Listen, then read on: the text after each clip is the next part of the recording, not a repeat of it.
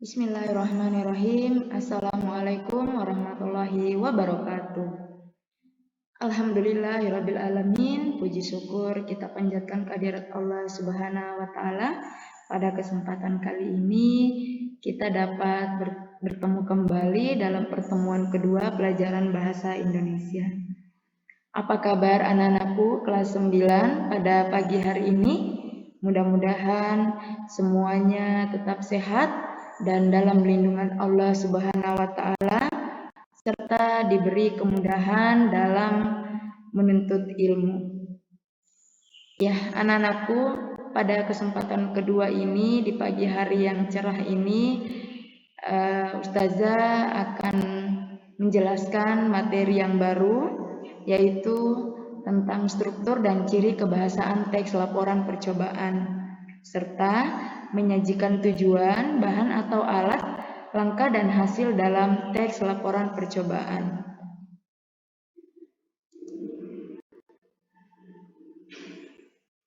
Adapun tujuan pembelajaran kita yaitu kalian dapat menelaah struktur dan kebahasaan serta dapat menyajikan tujuan, bahan atau alat, langkah dan hasil dalam teks laporan percobaan.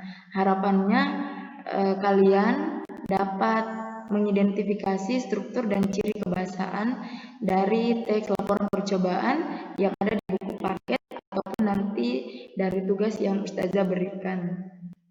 Nah, indikatornya adalah setelah mendengar dan membaca teks laporan percobaan, kalian dapat menelaah strukturnya, kemudian menelaah kebahasaan atau ciri kebahasaan serta dapat menyajikan atau membuat tujuan, bahan atau alat, langkah dan hasil dalam teks laporan percobaan. Nah, sebelum Ustazah menjelaskan secara rinci terkait struktur dan ciri kebahasaan, ada baiknya kita mengevaluasi dulu materi yang pertemuan pertama, yaitu mengidentifikasi informasi dan menyimpulkan teks laporan percobaan. Nah, anak-anakku, kalian boleh lihat buku tulis kalian atau buku tugas kalian. Mari kita cocokkan jawabannya. Namun jika ada jawaban kalian yang mendekati dengan jawabannya Ustazah, sudah bisa dibenarkan. Meskipun nanti ketika kalian mendapati jawabannya tidak sama dengan jawabannya Ustazah, maka harapannya kalian membuat pembetulan dan kembali melaporkannya ke Ustazah bahwa Ustazah, saya sudah membuat pembetulan soal nomor 1 saya salah. Nah, silahkan kalian buat pembetulannya, kemudian laporkan kepada Ustazah via Telegram. Baik ya nak, untuk nomor 1 sebenarnya jawabannya singkat sekali. Ditanyakan adalah percobaan apa yang sedang dilakukan pada buku teks halaman 4 ya, pada buku paket kalian. Jawabannya adalah uji kandungan bahan makanan. Nah, yang kedua, bagaimana hasilnya? Sebenarnya hasilnya ini bisa kalian lihat di buku paket. Jadi semua jawaban nomor 1 sampai nomor 3 itu semuanya ada di buku paket kalian. Lihat di bagian jawabannya, kalian boleh lihat di bagian pembahasan ya. Kalian bisa lihat di bagian pembahasan. Bagaimana hasilnya? Nah, silahkan kalian baca baik-baik ya di slide yang Ustazah yang sudah Ustazah tampilkan.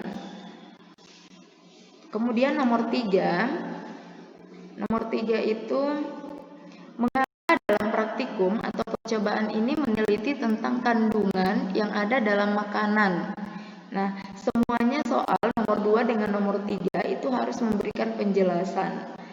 Nah, Ustazah sudah mengapresiasi jawaban yang sudah kalian berikan. Namun, ada beberapa di antara kalian yang tidak menuliskan soal. Nah, harapannya untuk tugas bahasa Indonesia ini, kenapa Ustazah meminta untuk menuliskan soal? Karena ketika kalian hanya menuliskan jawabannya saja, kalian tidak akan dapat mempelajarinya. Nanti ketika kalian membuka buku tugas, kalian akan bertanya ini apa ya? Maka sebaiknya setiap tugas yang Ustazah berikan paling tidak ditulis sedikit soalnya ya, sedikit pembuka soal. Nah, untuk nomor 3 ini mengapa? Maka jawabannya adalah karena makhluk hidup memerlukan makanan sebagai sumber energi. Makanan merupakan kebutuhan mutlak yang wajib dipenuhi bagi setiap makhluk hidup. Sehingga zat gizi atau nutrisi merupakan substansi dalam makanan yang menyediakan energi dan material untuk perkembangan pertumbuhan dan perbaikan sel tubuh. Di mana jawaban ini sebenarnya semuanya ada di dalam buku paket. Tinggal kalian mencocokkan mana yang sesuai dengan pertanyaan. Nah, selanjutnya adalah nomor 4. Nomor 4 ini adalah Ustazah minta kalian untuk menyimpulkan teks laporan percobaan yang Ustazah kutip di slide ya. Jadi kesimpulannya sangat singkat sekali. Jadi membuat kesimpulan itu tidak terlalu panjang ya. Ada beberapa yang Ustazah lihat sangat panjang jawaban untuk kesimpulannya. Sebenarnya bisa, tapi yang namanya simpulan maka sebaiknya perhatikan keefektifan kalimat dan penggunaan kata baku. Jawaban yang Ustazah tuliskan adalah lidah buaya dapat dibuat menjadi sabun mandi karena lidah buaya kaya manfaat bagi tubuh dan kulit. Jawaban kalian kalau sudah mendekati seperti ini sudah benar, ya. Nah, bisa dipahami nggak ya sampai di sini? Nah, selanjutnya adalah kita masuk pada materi. Materi kita adalah struktur dan sistematika serta kaidah kebahasaan teks laporan percobaan.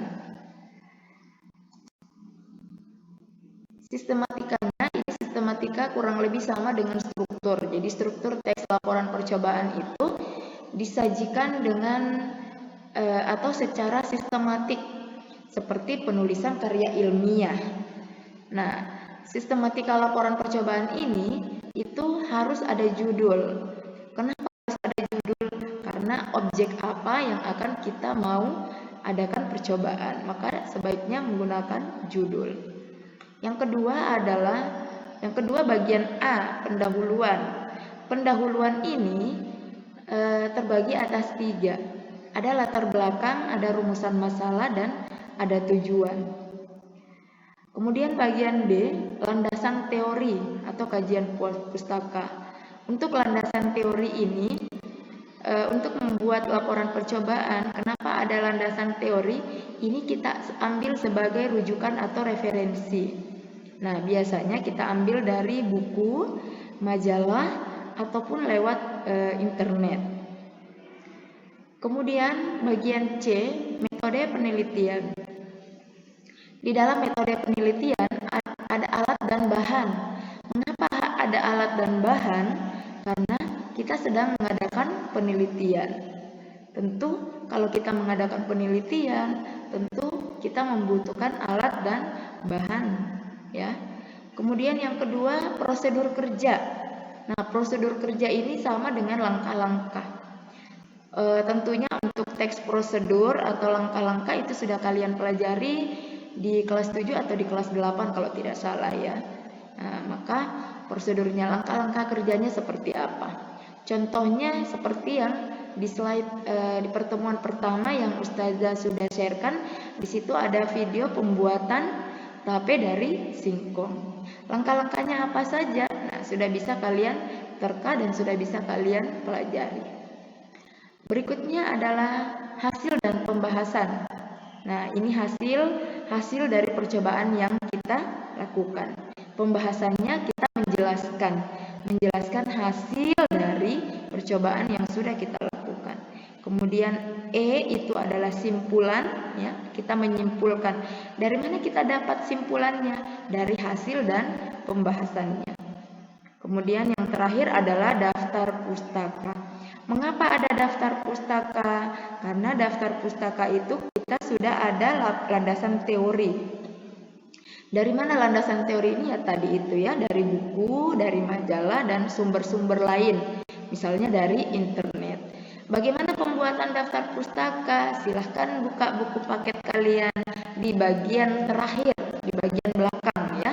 Di situ nanti kalian bisa temukan daftar pustaka.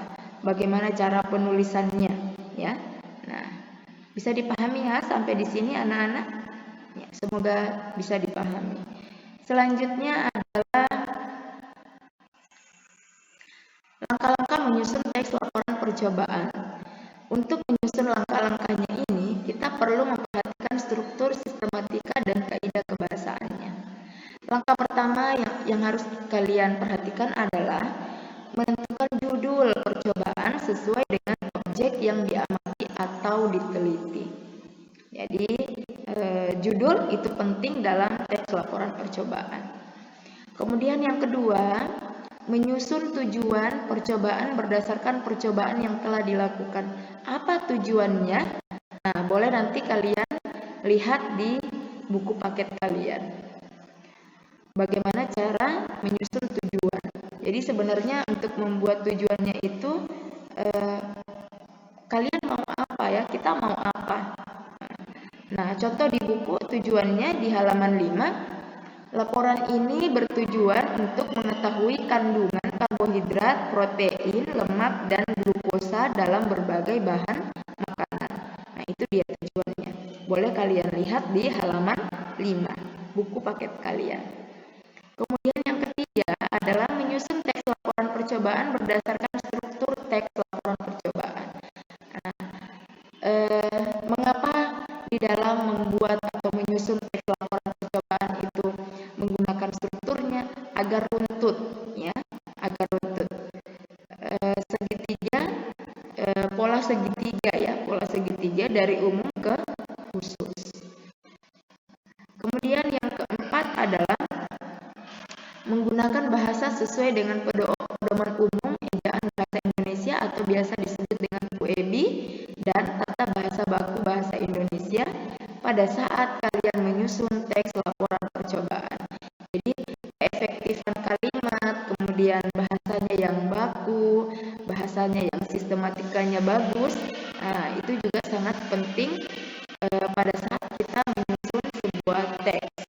Saya kira untuk langkah-langkah menyusun ini tidak sulit bagi kalian karena sudah terbiasa di kelas 7 dan kelas 8.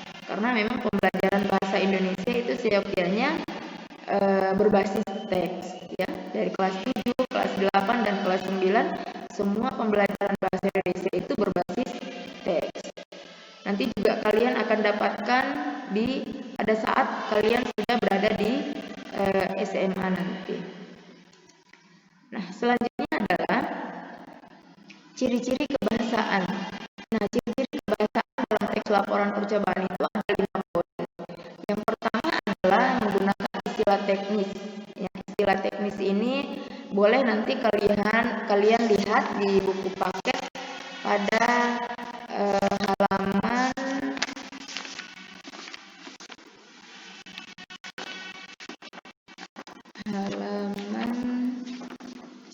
di situ sudah dijelaskan ya di buku paket kalian.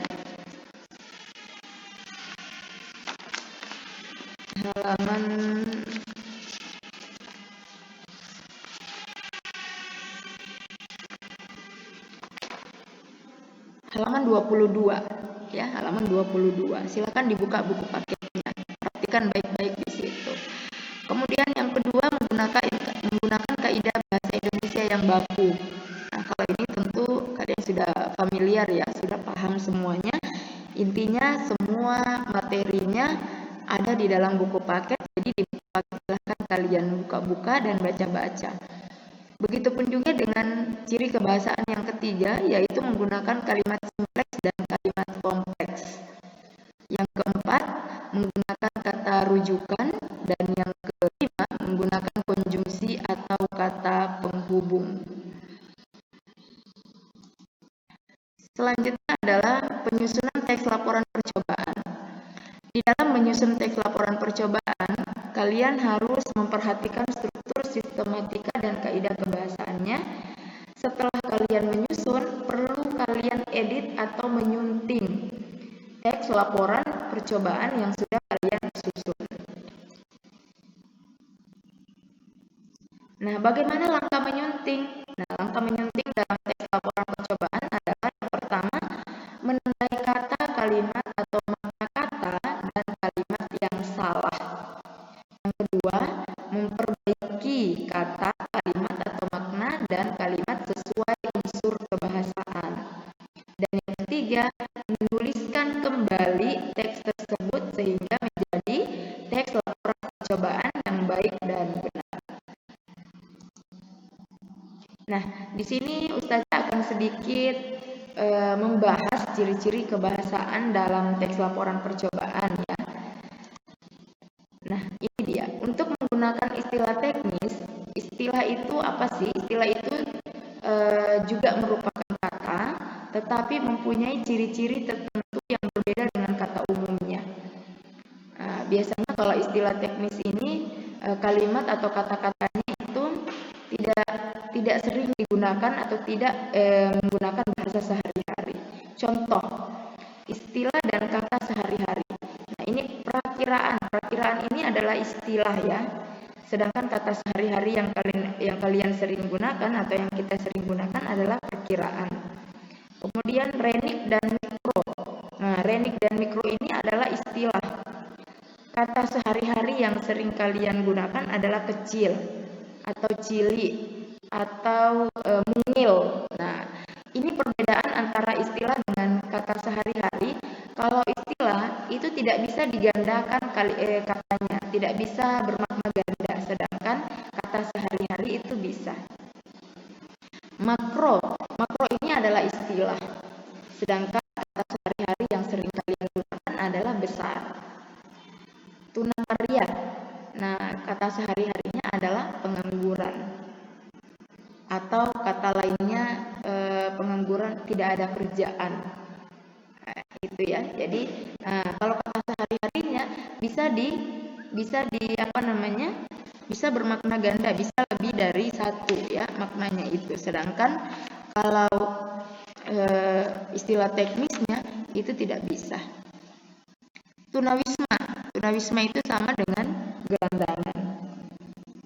Gelandangan di sini sudah tahu ya seperti apa. Nah, bahasa atau istilah lainnya adalah tunawisma. Bisa dipahami ya Nak sampai di sini. Baik. Selanjutnya adalah kata atau kalimat baku. Kata atau kalimat baku di sini Ustazah memberikan contoh. Bikin. Nah, bikin itu baku atau tidak? Tidak ya, maka kata bakunya adalah buat. Begitupun juga dengan izin. Kata bakunya harusnya izin ya. Sebenarnya ini sering sekali kalian dapatkan melalui lisan atau tulisan. Ini karena faktor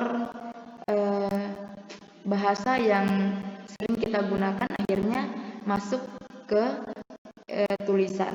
Nah, anak-anakku ya, bisa kalian pahami di sini ya untuk kata atau kalimat yang baku. Nah, Ustazah juga memberikan contoh kalimat. Pemerintah akan merevisi undang-undang yang telah dibuat.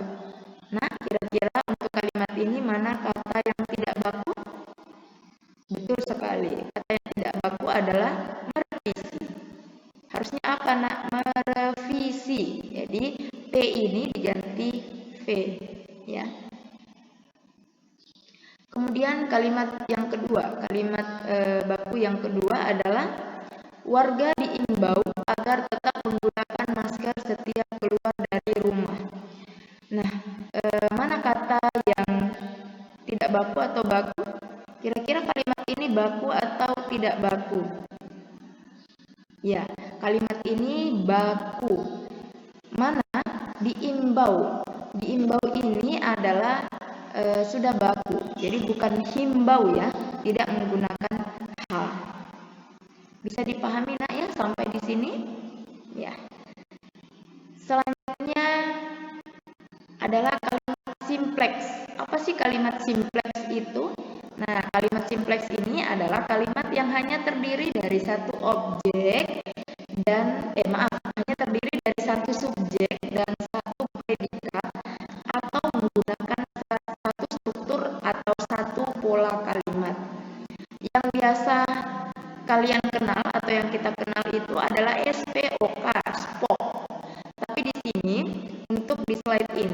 untuk di materi ini sengaja Ustazah tambahkan pelengkap supaya ilmunya lebih bertambah ya.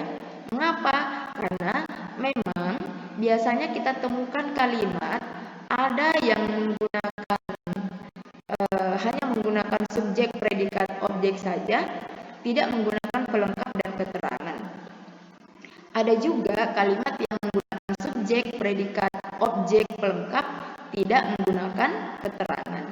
Nah, ada juga kalimat yang menggunakan SPO, kemudian K, tidak menggunakan pelengkap.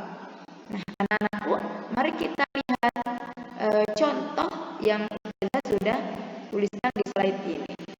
Hafiz bermain futsal di lapangan sekolah. Hafiz itu adalah subjek, bermain itu adalah predikat, futsal adalah objek, di lapangan sekolah merupakan keterangan. Keterangan apa? Keterangan tempat. Jadi keterangan di dalam kalimat ini bisa keterangan tempat, bisa keterangan suasana, bisa juga keterangan waktu, ya. Nah, berikutnya di contoh yang kedua adalah ragi dikenal sebagai bahan yang umum digunakan dalam fermentasi untuk menghasilkan etanol. Ragi itu adalah subjek, dikenal sebagai bahan yang umum digunakan adalah predikat. Dalam fermentasi, fermentasi itu adalah objeknya. Untuk menghasilkan etanol itu adalah pelengkap, ya, bukan keterangan. Nah, bisa dipahami nah ya untuk dua contoh yang sudah Ustazah tampilkan ini. Selanjutnya adalah kalimat kompleks. Kalimat kompleks ini biasa juga disebut dengan kalimat majemuk bertingkat. Kalimat kompleks terdiri dari dua klausa, yakni klausa utama yang disebut dengan induk kalimat atau inti kalimat dan klausa penghubung yang disebut dengan anak kalimat.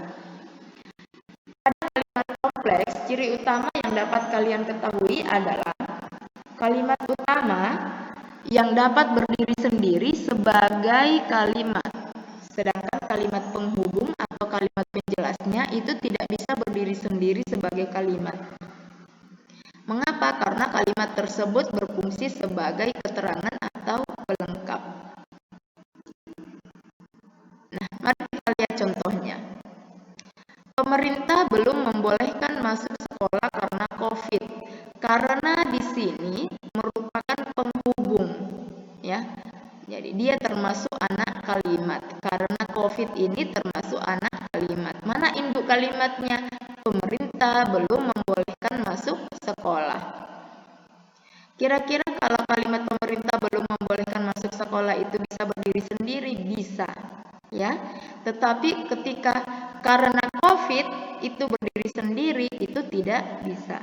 Makanya ini yang disebut dengan kalimat kompleks, ya. Begitupun juga dengan kalimat contoh kalimat yang kedua. Faris rajin belajar supaya naik kelas. Faris rajin belajar ini adalah kalimat inti yang bisa berdiri sendiri. Supaya naik kelas sebenarnya juga bisa berdiri sendiri, hanya memunculkan pertanyaan. Supaya naik kelas. Siapa yang supaya naik kelas? Mengapa supaya naik kelas? Nah, muncul beberapa pertanyaan kan? Nah, oleh karena itu di dalam kalimat kompleks ini memang membutuhkan yang namanya kata penghubung atau konjungsi. Nah, kalimat kompleks itu dapat diidentifikasi dengan menggunakan kata-kata penghubung atau konjungsi. Seperti apa? Nah, kalian bisa lihat di slide ini ya. Ada beberapa contoh yang sengaja Ustazah masukkan supaya kalian lebih memahami.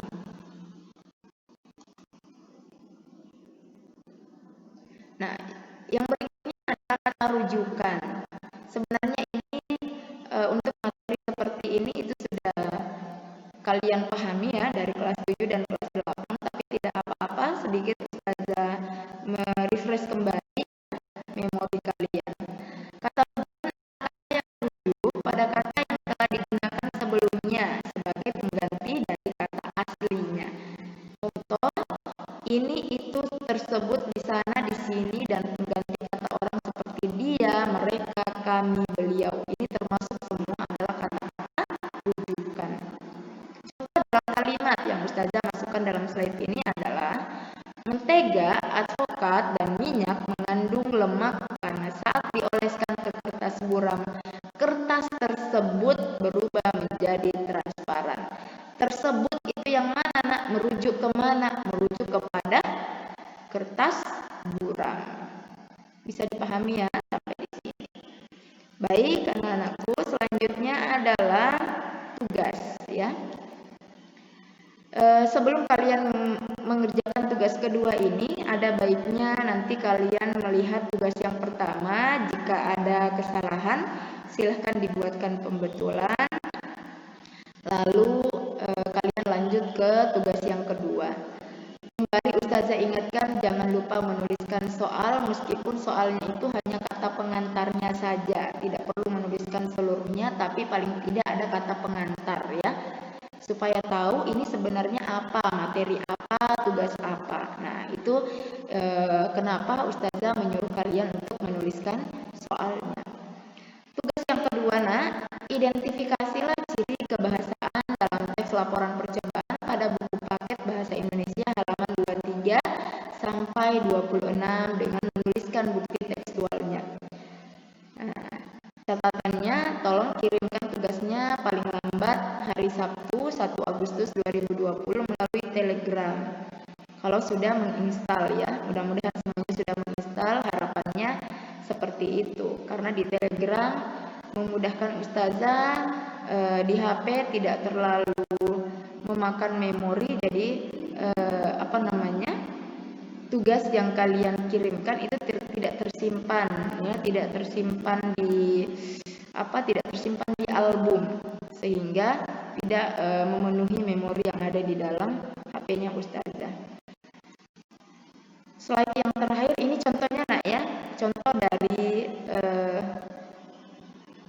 kalimat contoh mengidentifikasi ciri kebahasaan adalah hal tersebut bisa terjadi karena kebanyakan dari mereka tidak mengetahui pasti bahan makanan apa saja yang mengandung zat gizi yang diperlukan oleh tubuh. Nah, kata tersebut ini merupakan rujukan ya, rujukan dari kalimat sebelumnya ya, tersebut itu ada di kalimat sebelumnya, kemudian karena ini adalah konjungsi. Nah, anak-anak,